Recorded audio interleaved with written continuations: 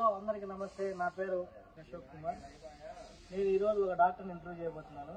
అసలు ఆ డాక్టర్ గురించి చెప్పాలంటే ఆ డాక్టర్ విదేశాల్లో చదువుకొని మన అనంతపూర్లోనే ఉండాలని పుట్టినూరికి వచ్చేసి సేవ చేసుకోవాలా, తల్లిదండ్రులకి ఇచ్చిన మాట కోసం ఇక్కడే నిలబడి 10 రూపాయలు ఓపీ ఫీజు పెట్టి చేస్తున్నారంటే ఎంత మీరే ఆలోచించండి. ఈ కాలంలో కూడా అంత మంచి డాక్టర్లు ఉన్నారంటే నమ్మశక్యం కావట్లేదు.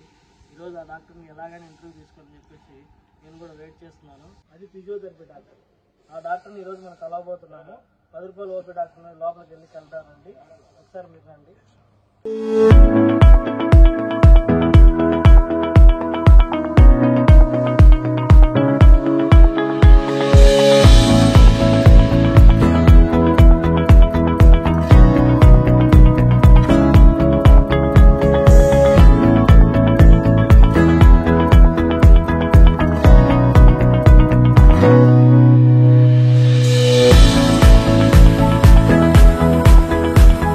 Good morning sir.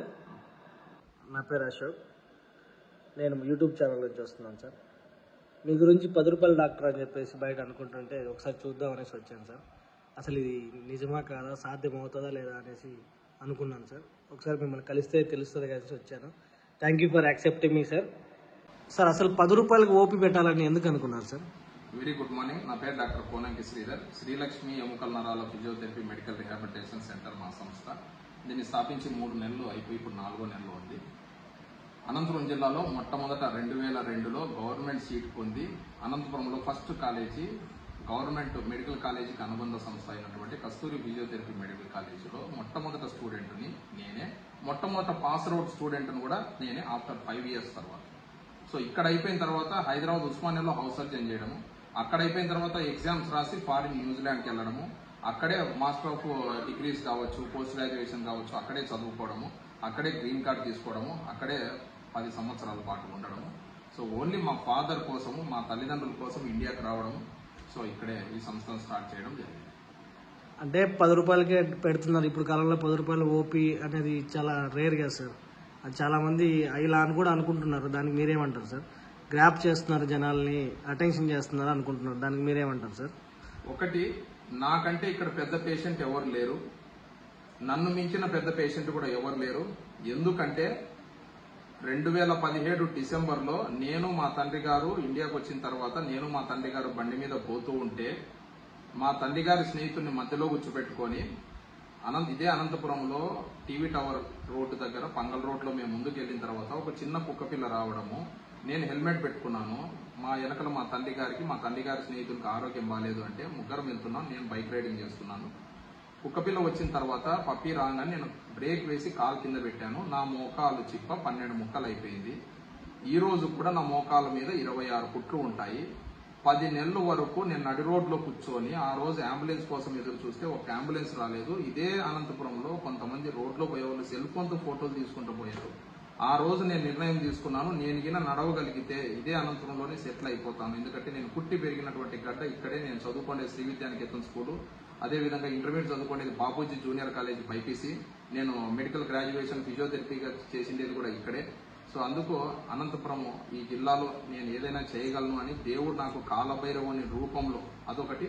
ఇంకోటి, సంఘం నేపథ్యంలో, ఆర్ఎస్ఎస్ నేపథ్యంలో, స్వయం సేవకుగా మేము వచ్చిన నేపథ్యంలో మా తండ్రి గారి కాలం నుంచి సంఘం పట్ల, దేశం పట్ల, ధర్మం పట్ల బాధ్యతతో కూడిన వ్యవస్థ నడిపించాలని చెప్పి మేము 10 రూపాయలు ఎందుకు పెట్టానంటే 10 నెలల పాటు నేనే నరకయాతన అనుభవించి నేనే మంచం మీద ఉండి 10 నెలల తర్వాత నేను మొట్టమొదటిసారి కింద అడుగు పెడితే మా తండ్రి గారితో నేను చెప్పిన మాట, నాన్న నేను నడిచాను అంటే ఆయన చెప్పిండేది, నువ్వు నడిస్తే కాదు, నీలాంటి వ్యక్తులు ఎంతో మంది ఉన్నారు, వాళ్ళు నడిపించినప్పుడే జీవితానికి సార్థకత అని ఆయన చెప్పడం వల్ల సంఘం నుంచి నేపథ్యం ఉంది కాబట్టి దేశం కోసము, మా తండ్రి గారి నేపథ్యం కోసము మేము 10 రూపాయలు పెట్టాము తప్ప, ఒకవేళ నేను 15 నెలలకు దిగితే ఖచ్చితంగా 15 రూపాయలు పెడతాను, 5 నెలలకు దిగితే 5 రూపాయలు పెడతాను. ఎందుకంటే ఆ ప్రతి నెల ప్రతి గంట నేను అనుభవించిన రోజు ఏదైతే ఉందో, ఈ రోజు నాకంటే పెద్ద పేషెంట్ ఇప్పటి వరకు నేను రాలేదు. ఎందుకంటే 26 కుట్లు 12 ముక్కలు, నాకంటే పెద్ద పేషెంట్ లేరని నేను ధైర్యంగా చెప్పుకుంటాను.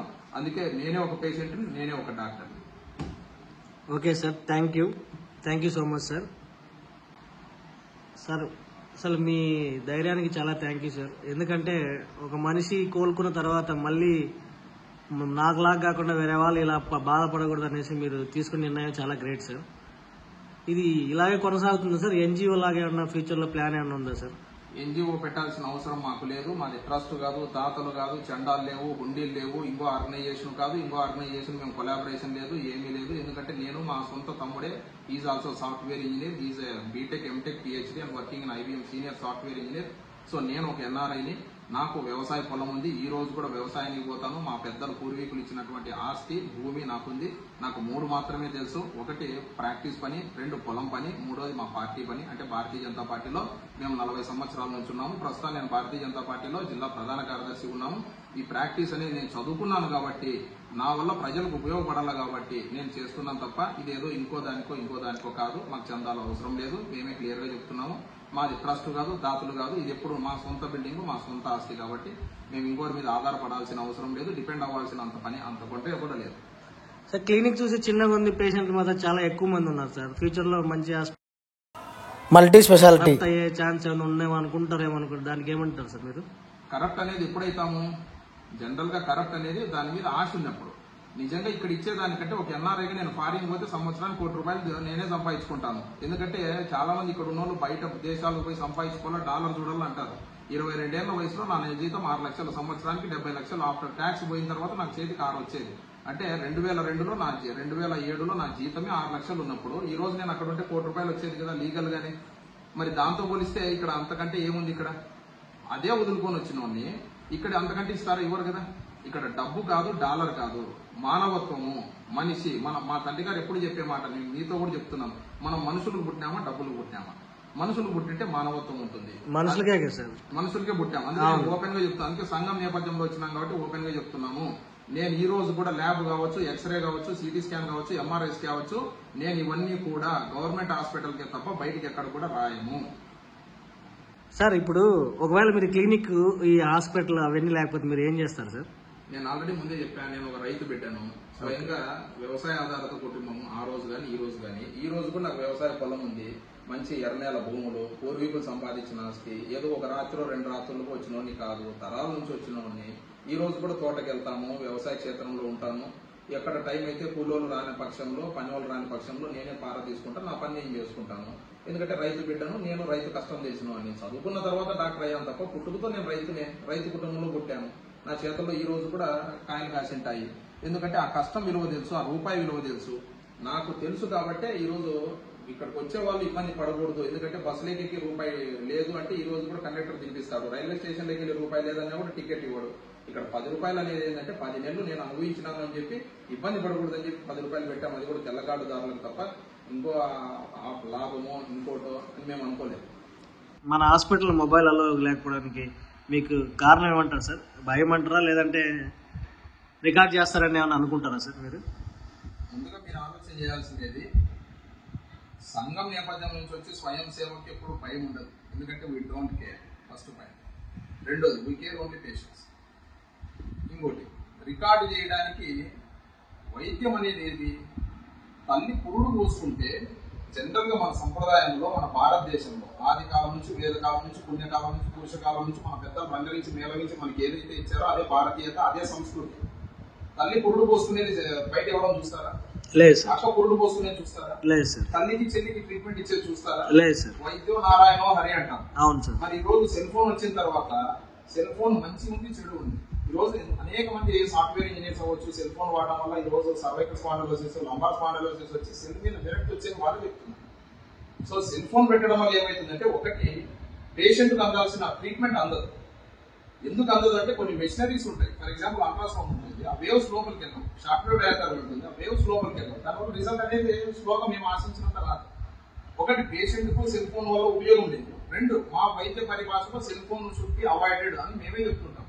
Cell phone should be in silence అని మేమే చెప్తాం. మరి సైలెన్స్ లో ఉన్నప్పుడు అది బయట పెడితే లోపల ఉంటే మేము సెల్ ఫోన్ బయట పెట్టించడం వల్ల ఏమైపోతుంది? దీనివల్ల పేషెంట్ కి రిజల్ట్ ఓరియంటెడ్ కోసమే మీరు పెట్టున్నారు అంతే. నా సెల్ ఫోన్ కూడా సైలెంట్ లో పెట్టేసింటాను. ఓకే. మాక్సిమం ఎవరితో కూడా మాట్లాడను. ఎందుకంటే నేను మాట్లాడినాను అనుకోండి, మా స్టాఫ్ కూడా మాట్లాడతారు. స్టాఫ్ మాట్లాడితే పేషెంట్ మాట్లాడతారు. అంటే ₹10 అంటే ఏదో వెళ్తే అయిపోతుంది కాదు. ₹10 అనేది కార్పొరేట్ స్థాయి వ్యవస్థ. సో ఆ ఎథిక్స్ ని, ఆ ప్రొఫెషనల్స్ ని, మా పెద్దలు, మా గురువులు మాకు ఏదైతే నేర్పించింటారో ఆ వ్యవస్థని ఇక్కడ మెయింటైన్ చేస్తున్నాం తప్ప ఇంకోటి అయితే కాదు. సార్ ఇప్పుడు నేను చూశాను బయట ఓపీ తీసుకుంటుంటే మేము కూడా ఒక 3 to 4 hours వెయిట్ చేసాం. రేపు పొద్దున ఫ్యూచర్ లో పొలిటీషియన్స్ వచ్చినా కూడా ఇలా వెయిట్ చేయిస్తారా? మీకు బెస్ట్ ఎగ్జాంపుల్ చెప్తాను. నన్ను చిన్నప్పుడు ప్రతి ఊర్లో ఎవరైనా, మీరు కావచ్చు ఎవరైనా కావచ్చు, ప్రధానమంత్రి దగ్గర నుంచి రాష్ట్రపతి దగ్గర నుంచి ఎప్పుడన్నా చిన్నప్పుడు మా అమ్మమ్మ గారి ఊరికి వెళ్తుంటాం. అది మన సంప్రదాయం భారతదేశం. చిన్నప్పుడు నన్ను మా అమ్మమ్మ గారి ఊరికి నేను వెళ్ళినప్పుడు నన్ను భుజాల మీద పెట్టుకొని మా మేనమామ నన్ను ఊరంతా తిప్పేవాడు సంతోషంతో. ఈ రోజు మా మేనమామ వచ్చినా 4 గంటల సేపు కూర్చొని లోపలికి వచ్చాను. దీనికంటే ఉదాహరణ నేను చెప్పలేదు. నిజంగా గ్రేట్ సార్ మీరు. ఎందుకంటే మీ ఫాదర్కి వాళ్ళకి ఇచ్చిన మాట కోసం ఇంతగా నడుపుతున్నారు. ఇలానే కంటిన్యూ చేయాలని ఆశిస్తున్నాను sir. Thank you for interview నాకు ఇచ్చినందుకు కూడా చాలా thank you sir. I think first time నేనే అనుకుంటాను sir. Thank you so much sir. Thank you very much. Thank you for your valuable time given for me this opportunity. Thank you. Sir thank you sir.